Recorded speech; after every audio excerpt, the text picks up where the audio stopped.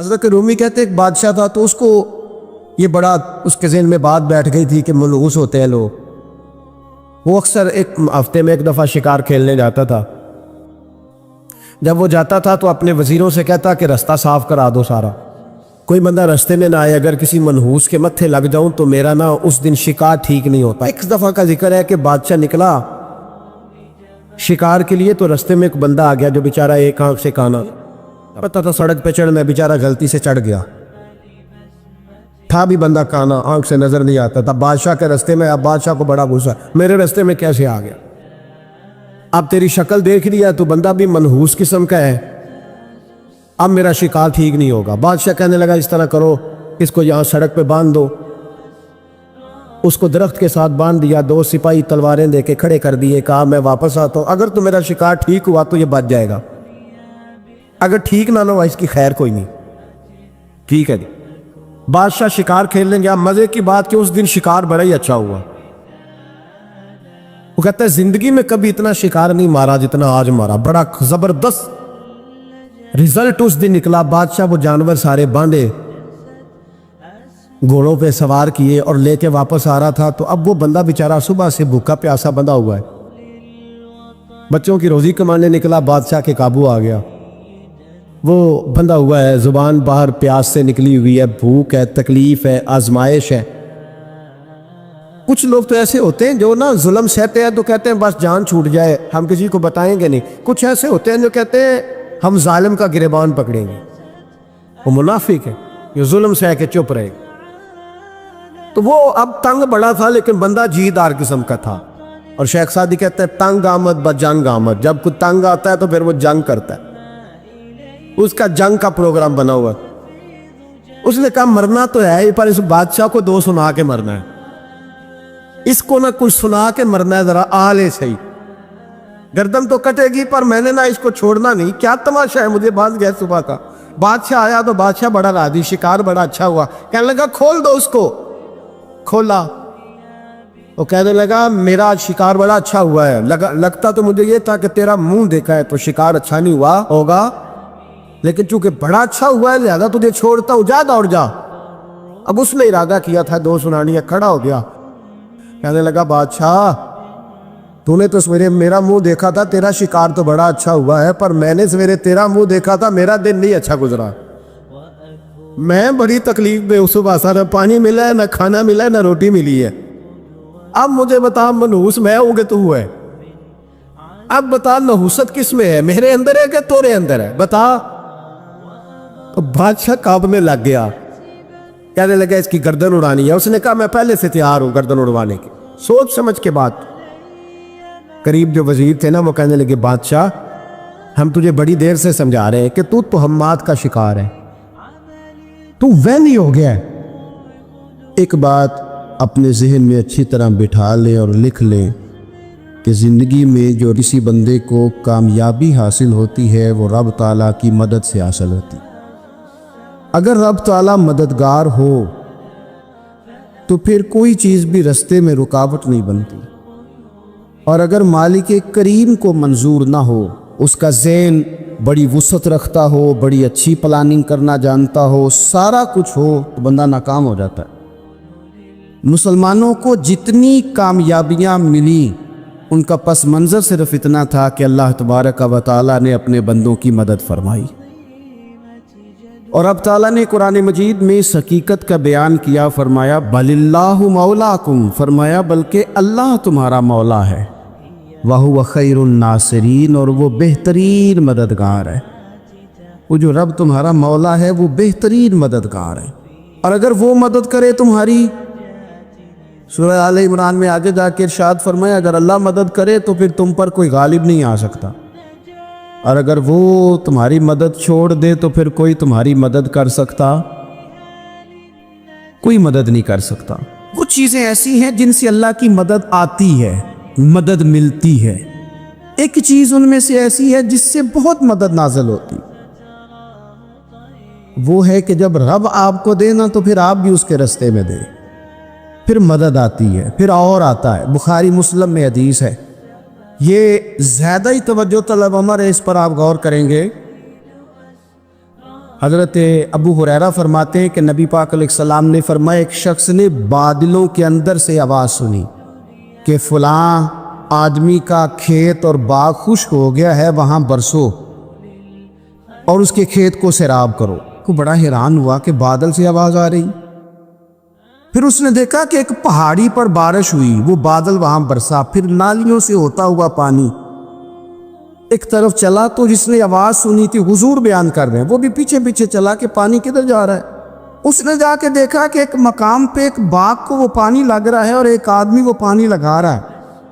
اس نے اس سے پوچھا تیرا نام کیا ہے؟ اس نے کہا کیوں؟ کہنے لگا بتا نا۔ اس نے نام بتایا تو کہنے لگا یہی تو وہ نام ہے جو میں نے بادلوں کے اندر سے سنا ہے کہ فلاں کے کھیت کو پانی دے دو۔ اس نے کہا یار تو کیا عمل کرتا ہے کہ اسپیشل تیرے لیے بارش برسے؟ یہ بخاری پڑھ رہا ہوں، سیاستہ سے حدیث عرض کر رہا ہوں۔ اس سے پوچھا تو کیا کام کرتا ہے کہ جناب اللہ تبارک و تعالیٰ کا حکم کرم آیا کہ خاص تیرے لیے پانی برسے اور تیرے کھیت کو سیراب کرے؟ تو اس نے کہا چھوٹا ذمہ دار ہوں، پر جب فصل اگتی ہے تو 3 حصے کرتا ہوں۔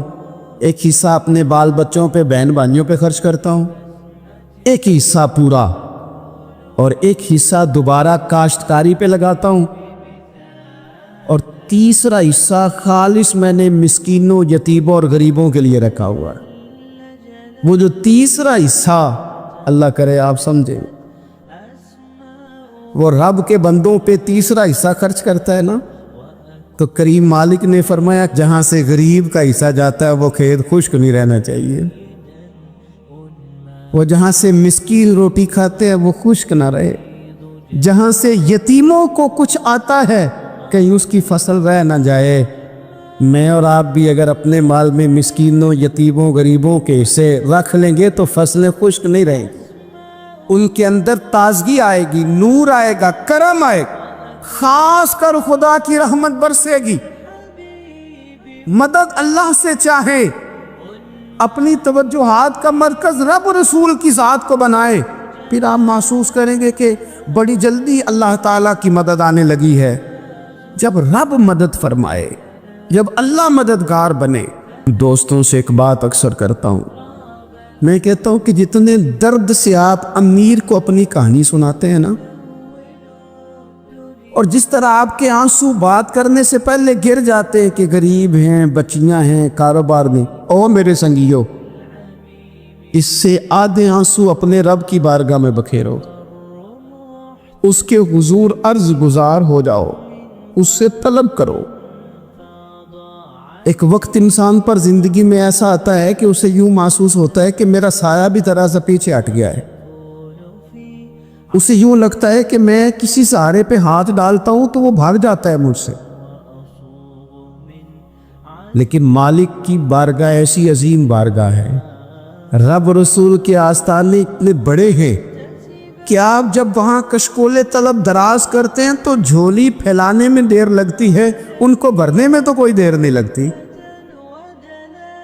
ہم نے اپنا سوچ کا قبلہ ہی دنیا کو بنا لیا ہے۔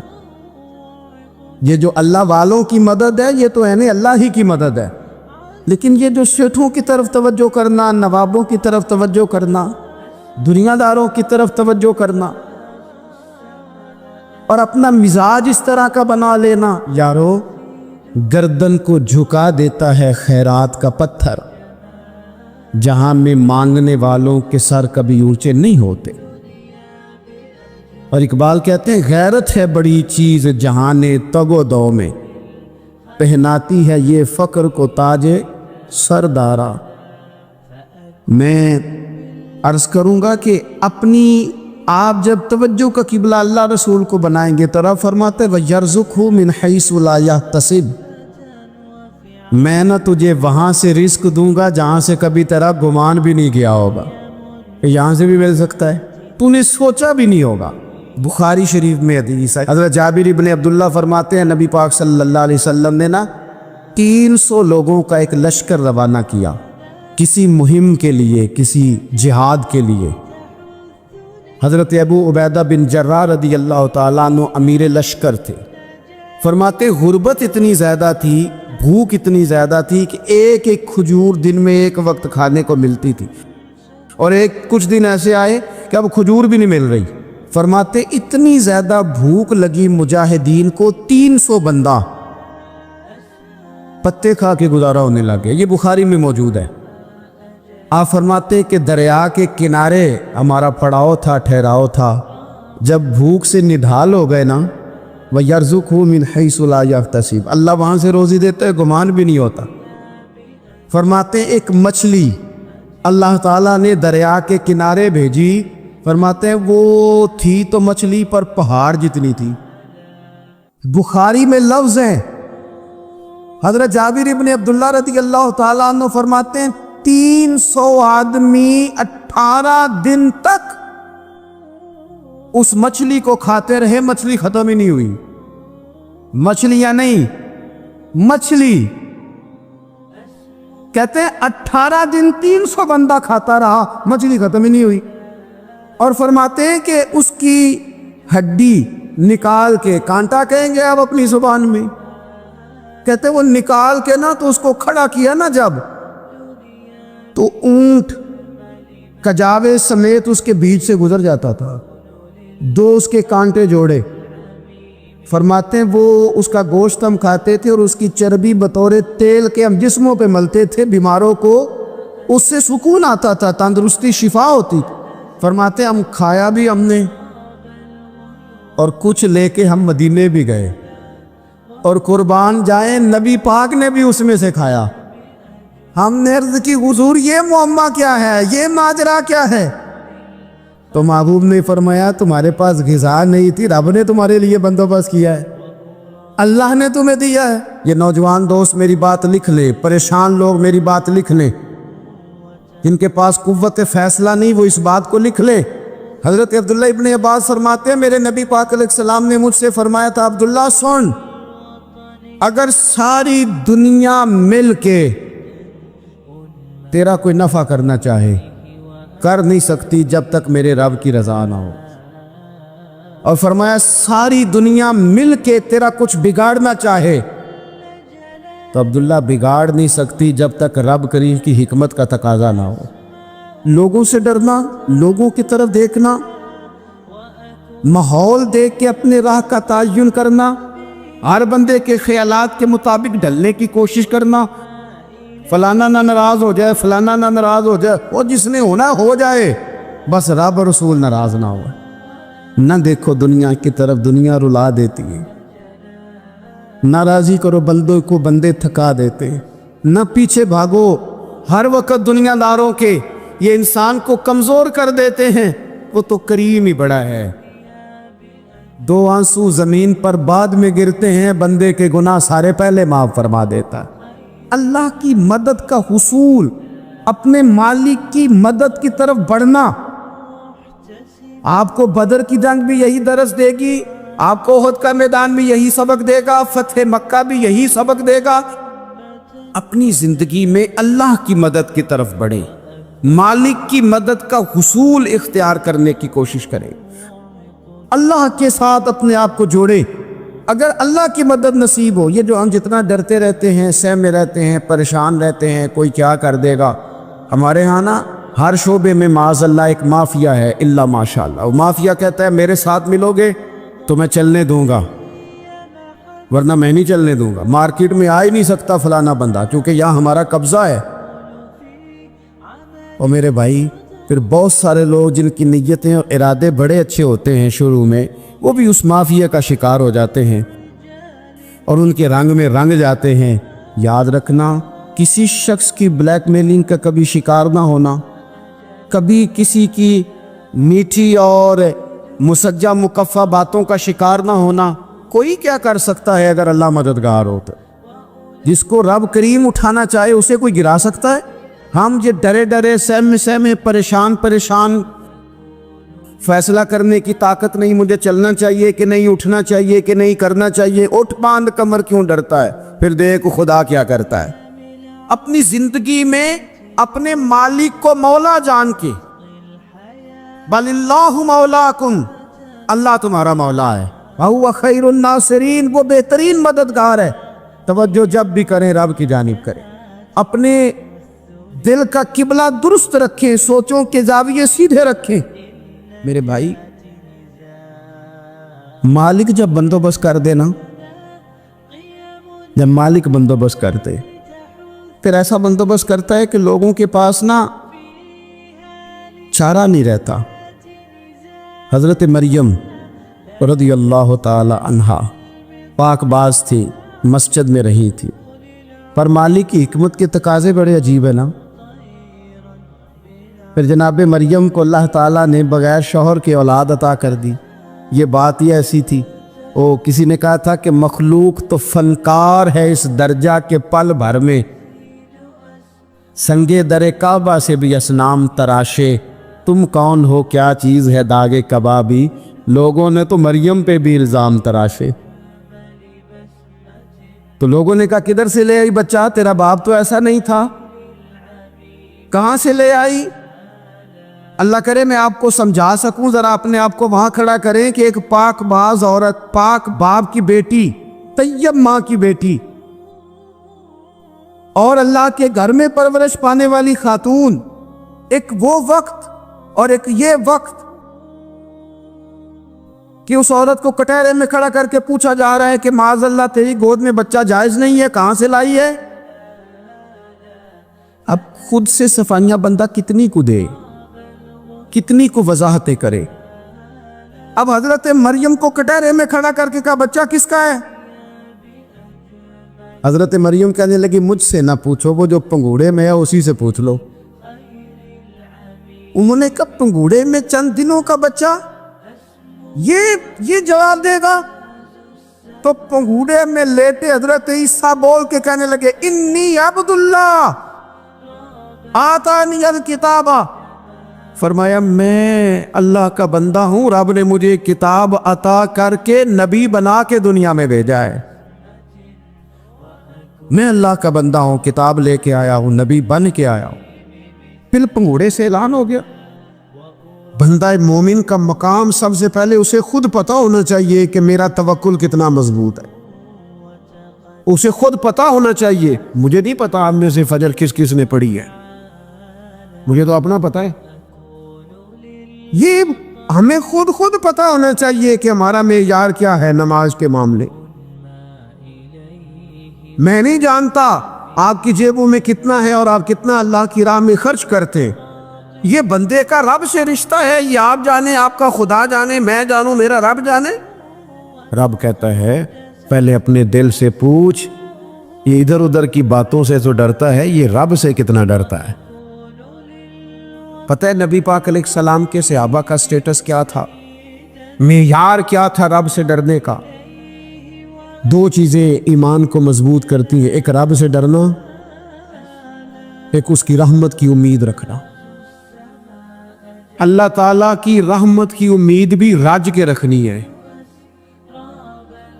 اور اس سے ڈرنا ہے تو پھر بھی ذرا صحیح کر کے ڈرنا ہے، کچا پکا نہیں ڈرنا۔ ڈرنے کی کہانی نہیں بنانی کہ ہو جی اللہ سے ڈر لگتا ہے، وہ ڈرنا ہے۔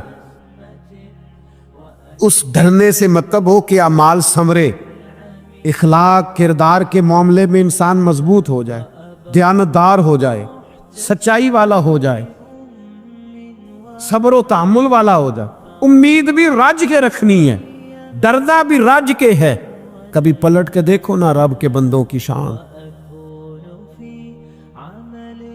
اللہ انہیں رزق عطا فرماتا ہے تو عزت والا عطا فرماتا، وقار والی روزی میں دوں گا، وقار والی۔ بس تم 5 چیزیں پیدا کرو اپنے اندر۔ ایک تو یہ دیکھو جب رب کی یاد ہوتی ہے تو دل ڈرتا ہے کہ نہیں، قرآن پڑھا جاتا ہے تو ایمان مضبوط ہوتا ہے کہ نہیں، تمہارا رب پر بھروسہ کتنا ہے، اعتماد خالق کتنا ہے، یہ اپنے اندر پیدا کرو۔ اور فرمایا نماز قائم کرو، اللہ کے راستے میں خرچ کرو۔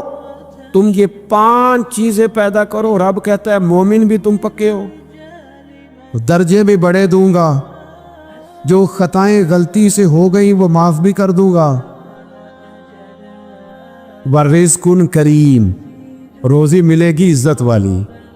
یہ کامل مومن کی نشانیاں قرآن مجید سورہ انفال میں بیان۔ ایک بات ہے سیدنا عمر کی، شیر کی باتیں شیروں جیسی، حضرت فاروق اعظم کی ایک بات اس مضمون پر بڑی طاقتور ہے۔ حضرت عمر فرمایا کرتے تھے مجھے اپنے رب کی رحمت سے امید اتنی ہے کہ نبیوں رسولوں پیغمبروں کے بعد اگر یہ اعلان ہوا نا کہ ساری دنیا کے لیے فیصلہ اور ہے، ایک بندہ صرف جنت میں جائے گا، تو حضرت عمر کہتے ہیں مجھے پکا یقین ہے رب بڑا مہربان ہے، عمر کو جنت دے گا، یہ میری امید ہے اپنے مالک سے، وہ بڑا کریم ہے، مجھے پتا ہے میرے اوپر بڑی رحمت کرتا ہے، مجھ سے میرا مالک بڑا پیار کرتا ہے، اس نے کہنا چل تو کمزور ہے سب سے تو جنت میں جانا۔ فرمایا جو بغیر حساب کے کہ جنت میں جائے گا، لگتا ہے میرے اوپر کرم کرے گا میں جاؤں گا، لیکن حضرت عمر کہتے ہیں مجھے ڈر اتنا لگتا ہے، اس لیے کہ جتنا کریم ہے نا اتنا بے نیاز بھی ہے، تے بے پرواہ نال یاری لا کے پیندے نے دکھ سہنے۔ کہتے ہیں اس کی بے پرواہی سے اتنا ڈرتا ہوں کہ اگر قیامت میں اعلان ہوا نا سب جنت میں چلے گئے، ایک رکے اس کا حساب سخت ہے، اس سے باز پرس کرنی ہے، استفسار کرنا ہے، ایک رکے۔ حضرت عمر کہتے ہیں مجھے ڈر لگتا ہے کہ وہ بندہ میں ہی ہوں گا جسے روک لیا جائے کہ تو ٹھہر پہلے تیرا حساب لمبا ہے۔ امید بھی رج کے اور خوف بھی رج کے۔ کچھ لوگ صرف خوف کا شکار ہیں، وہ بھی ٹھیک نہیں، کچھ نری امید ہی امید کی بات کرتے ہیں، ڈرتے نہیں۔ الایمان بین الخوف والرجاء، ایمان خوف اور امید کی درمیانی کیفیت کا نام۔ اللہ کی ذات پر بھروسہ کتنا ہے، یہ لوگوں سے نہ پوچھتے پھرے، لوگوں کو نہ بتاتے پھریں، یہ تو دل کا معاملہ اپنے آپ سے پوچھے، اپنے آپ کو خود اپنے سامنے کھڑا کریں، اپنا حساب خود کریں، اپنے سے کبھی کبھی سوال و جواب کریں، اپنے سے گفتگو کریں۔ پر کیا کریں، ہم ساری زندگی اپنا دنیاوی معیار ہی ٹھیک کرتے رہے، اپنے پیسوں کا حساب ہی لگاتے رہے، گھر مکان گاڑی سٹیٹس آنا جانا سلام دعا کتنی ہے، یہ ساری چیزیں جن لوگوں کی مضبوط ہے نیند ان کی کچی ہے۔ دنیاوی سٹیٹس جتنا لوگوں کا مضبوط ہے سوچیں ان کی ٹوٹی ہوئی ہے، نظریات بکھرے ہوئے ہیں، لفظوں اور جملوں میں کمزوری ہے، باتیں جو ہیں وہ محسوس ہوتا ہے کہ ابھی تک یہ بندہ اطمینان ہی نہیں حاصل کر سکا زندگی میں، ابھی تک کوئی گفتگو پکی نہیں، کسی بات میں وزن نہیں، کسی جگہ ٹھہراؤ نہیں۔ آپ یقین کریں سادے کپڑوں کے اندر بھی کئی دفعہ بندہ محسوس کرتا ہے یار میرا لباس تھوڑا سا سستا ہے، پر اللہ تعالیٰ نے جو مجھے ایمان عطا کیا ہے وہ سب سے زیادہ مہنگی چیز ہے، وہ سب سے زیادہ طاقتور چیز۔ اپنے باطن میں خاص خصوصیات پیدا کریں، اپنے آپ کو ٹائم دیں، اپنی قلبی کیفیات پر زیادہ توجہ کریں۔ زیادہ مجھے فوٹو شوٹو کھینچنے کا زیادہ تجربہ نہیں ہے، مصروفیات زیادہ رہیں تو میں اس طرف نہیں آ سکا۔ ایک بچے نے مجھے، ایک دوست نے ایک دن بتایا کہ وہ تصویر کھینچنے کے بعد پھر اس پر کچھ کام ہوتا ہے تو فوٹو اور زیادہ سونی لگنے لگ جاتی۔ اس نے بات کرتی، میں نے سن لی، وہ بات کر کے گزر گیا، تھوڑی دیر کے بعد مجھے کہنے لگا پریشانی ہے، میں نے کہا نہیں، کہنے لگا میں نے ایک سادی سی بات کی تھی، پتہ نہیں کوئی آپ تو کہیں کھو گئے، اس کے بعد میں نے دو چار باتیں کی ہیں پر آپ نے ہاں نہ ہی نہیں کی، توجہ نہیں کی۔ میں نے اسے کہا، میں نے کہا پتر تو آکھیا ہے فوٹو تے تھوڑی محنت ہو جائے تے سونی لگن لگ جاندی، تے میں سوچن لگ پیا جے بندہ تھوڑی جی محنت دل تے بھی کر لے، تھوڑی جی محنت نہ دل تے کریے تے جے کدے وہ سونا ہو جائے نا، پاک ہوویں تے پاک ہی ملدا ہی، تے بنا پاکوں پاک نہیں ملدا۔ سارے جسم دے دھون دے نالوں اکو دھولا ہے ٹکڑا دل دا۔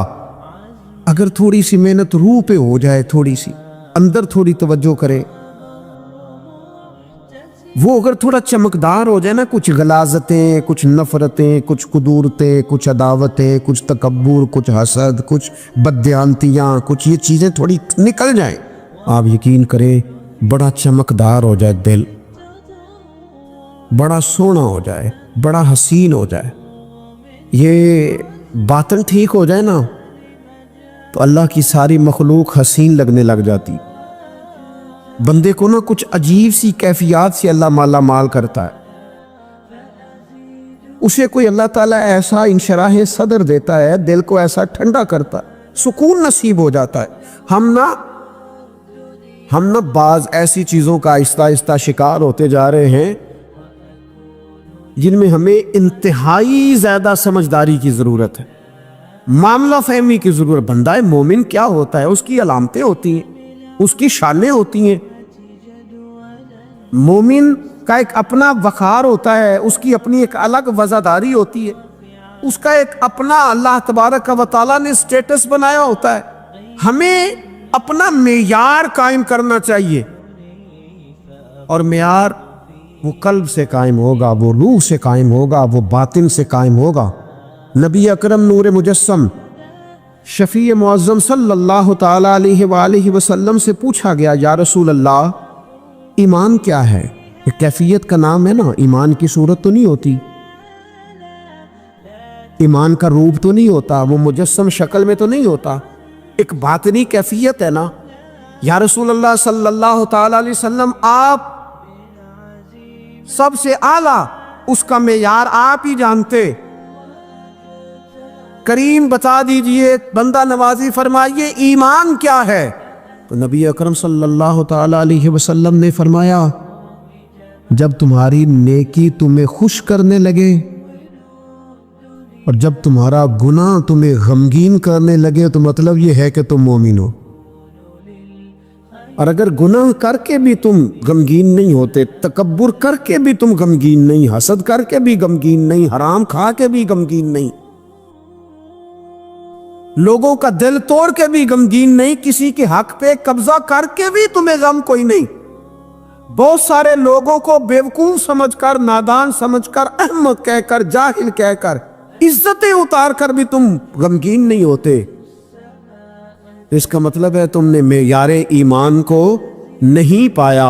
حضور فرمانے لگے نیکی خوش کرے اور گناہ تجھے غمگین کرے. آپ یقین کریں اب نہیں کرتا لوگوں کو گناہ غمگین. لوگ کسی بندے کا دل توڑ کے، اس کی عزت اتار کے، اسے پریشان کر کے، جھڑک کے کہتے ہیں آیا تھا بندہ سنائیا میں نے 4، وہ تو نے گناہ کر کے اب تو بتا رہا ہے. کسی کو ڈانٹ ڈپٹ کے، دل توڑ کے کہانیاں سنا رہا ہے، چلاکیاں کر کے اور تیزیاں دکھا کے. یہ تو بندہ مومن کی شان نہیں ہے. میرے کریم نے تو فرمایا نیکی تجھے سکون دے، اور جب تو گناہ کر کے غمگین ہو تو اس کا مطلب ہے تم مومن ہو. تو فوراً عرض کی یا رسول اللہ پھر بتا دے گناہ کیا ہوتا ہے؟ تو حضور فرمانے لگے جو چیز تیرے دل میں کھٹکے وہی تو گناہ ہے. وہ جو چبھ رہی ہے نا، مومن کے دل میں غلطی چبھتی ہے، کھٹکتی ہے، اسے پریشان کرتی ہے یہ غلطی. اگر وہ چبھتی ہے تو پھر اس کا مطلب ہے وہ گناہ ہے. آج کل نا لوگوں نے گناہ کو گناہ سمجھنا چھوڑ دیا. کسی نے کہا تھا جنوں کا نام خرد رکھ دیا، خرد کا جنوں. جو چاہے آپ کا حسن کرشمہ ساز کرے، آپ جو چاہیں نام رکھیں، جو آپ کی طبیعت آئے آپ وہ کام کریں، آپ اپنی مرضی سے نیکی اور بدی کا معیار قائم کر لیں، یہ ٹھیک نہیں ہے. اللہ کے رسول صلی اللہ تعالی علیہ وسلم نے جو آئینہ ایک بندہ مومن کے لیے بنایا ہے، اس آئینے کو ہمیشہ برقرار رکھا جائے، اپنے اندر وہ علامات تلاش کی جائیں جو ایمان کے بعد مومن کے اندر تبدیلیاں آتی ہیں، قلبی طور پر، روحانی طور پر اور اخلاقی طور پر. میں دیکھتا ہوں